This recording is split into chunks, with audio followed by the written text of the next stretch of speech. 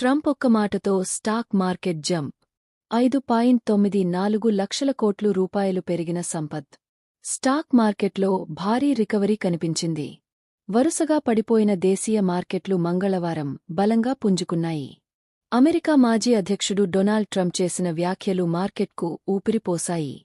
ఇరాన్తో ఉన్న ఉద్రిక్తతలు త్వరలో తగ్గవచ్చని ఆయన చెప్పడంతో ప్రపంచ మార్కెట్లలో పాజిటివ్ సెంటిమెంట్ ఏర్పడింది.